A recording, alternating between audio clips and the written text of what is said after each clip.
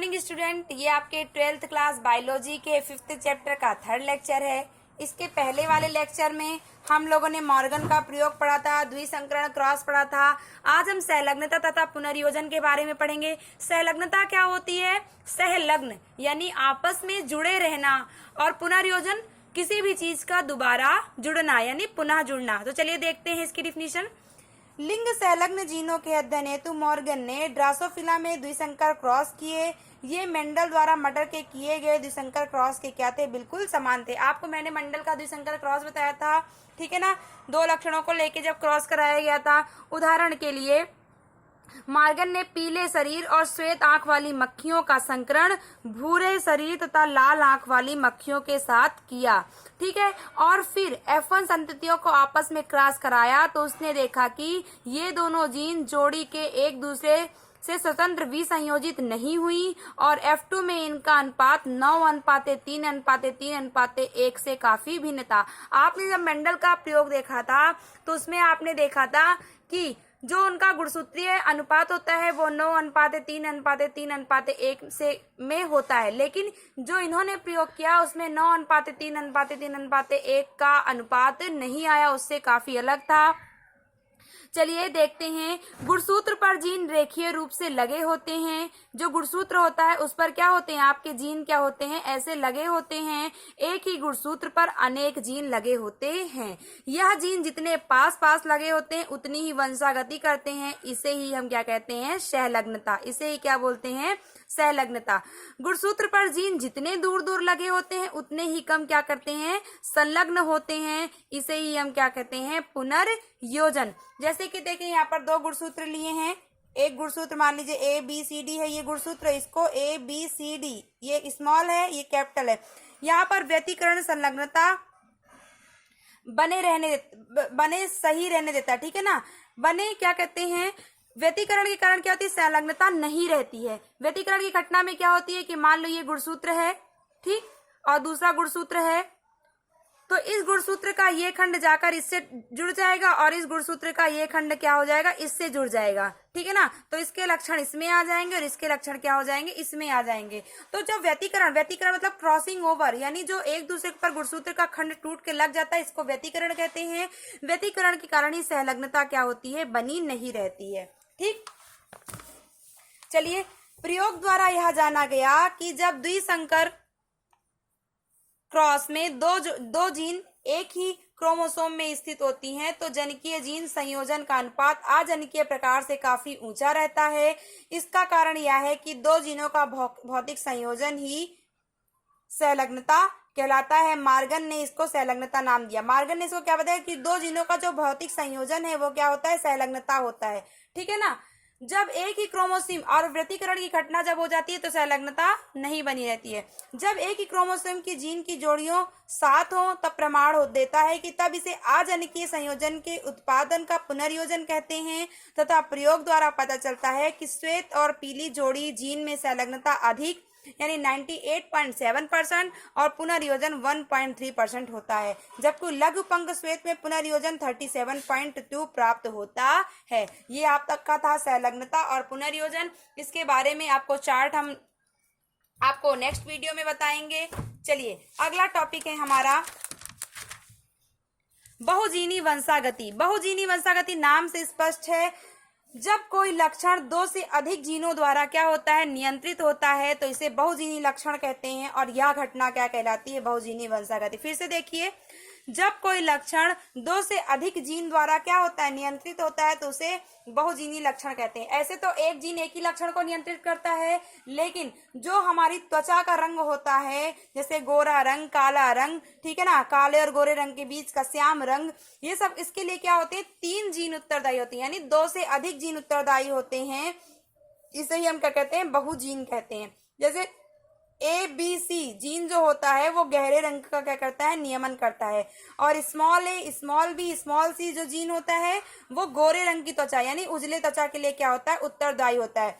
जो प्रभावी रूप होता है उसका ABC होता है। आपने देखा था ना कि कैपिटल R गोल और स्मॉल R झुर्रीदार। इसी प्रकार से कैपिटल वाई पीला प्रभावी तथा स्मॉल वाई हरा होता है अप्रभावी। इसी प्रकार से यहाँ पर प्रभावी स्वरूप ABC होता है और अप्रभावी स्वरूप क्या होता है, small a, small b, small c।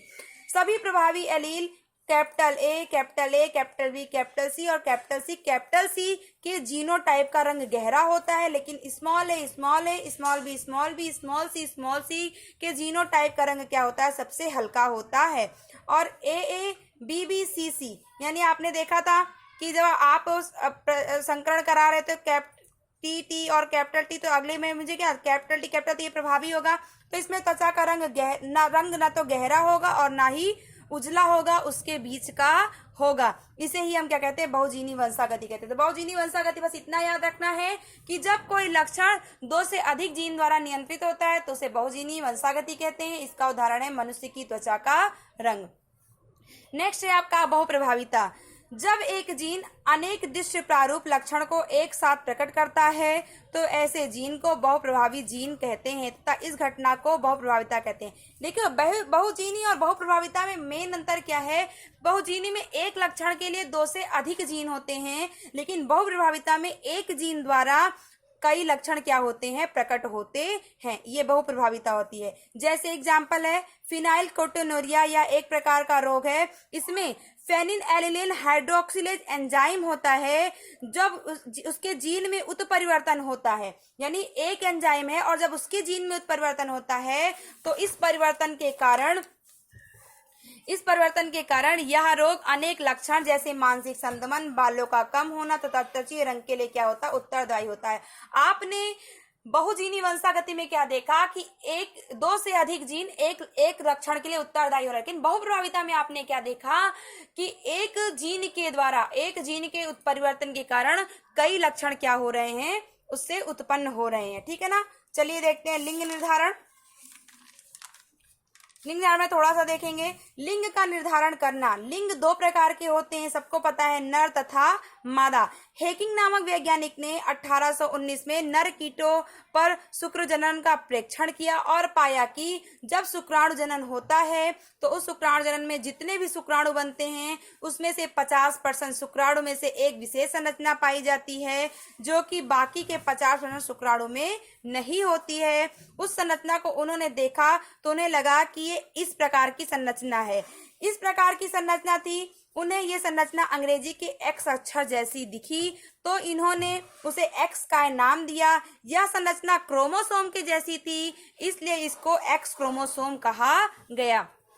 इसके बाद में यह पता लगा कि नर कीट में भी 2 प्रकार के शुक्राणु पाए जाते हैं, जिसमें 50% शुक्राणु में एक्स क्रोमोसोम उपस्थित होता है और 50% शुक्राणु में एक्स क्रोमोसोम उपस्थित नहीं होता है। इसलिए नर को एक्सो जोड़े में लिखा गया। मादा कीट के अंत में एक्स क्रोमोसोम उपस्थित था और मादा कीट के क्रोमोसोम का निर्धारण XX था। इस प्रकार ये नर कीट हो गया और ये मादा कीट हो गया। तो इसमें संतति किस प्रकार से होगी कि ये आपका नर है, ये आपकी मादा है, तो इसको करेंगे XO और XX। जब इसका X मिलेगा X से, फिर इसका X मिलेगा X से, तो ये कैसी होगी, मादा कीट होगी। और जब इसका X मिलेगा O से तो ये नर कीट होगा और जब इसका X मिलेगा नर से तो ये क्या होगा, O कीट होगा, X नर कीट होगा। यानी 50% मादा कीट बनेंगे और 50% क्या बनेंगे, आपके नर कीट बनेंगे। नर और मादा में से 22 जोड़ा गुणसूत्र समान होता है और 23वां जोड़ा गुणसूत्र क्या होता है, असमान होता है। 23वां जोड़ा ही गुणसूत्र क्या होता है, लिंग गुणसूत्र होता है, जो कि स्त्रियों में वो तो 22वें जोड़े के ही समान होता है जिसको ऑटोसोम्स के समान होता है, और नर में वो XY होता है, 22वें जोड़े से भिन्न होता है। जो जोड़े के लिंग जोड़े में भाग नहीं लेते हैं उसे आलिंगी गुणसूत्र कहते हैं, यानी ऑटोसोम्स कहते हैं। वो 22 होते हैं और वो बिल्कुल समान होते हैं। मनुष्य में 22 जोड़ा गुणसूत्र बिल्कुल समान होता है जिसको हम ऑटोसोम्स कहते हैं, और 23वां जोड़ा जो होता है लिंगी गुणसूत्र होता है जिसको सेक्स क्रोमोसोम कहते हैं।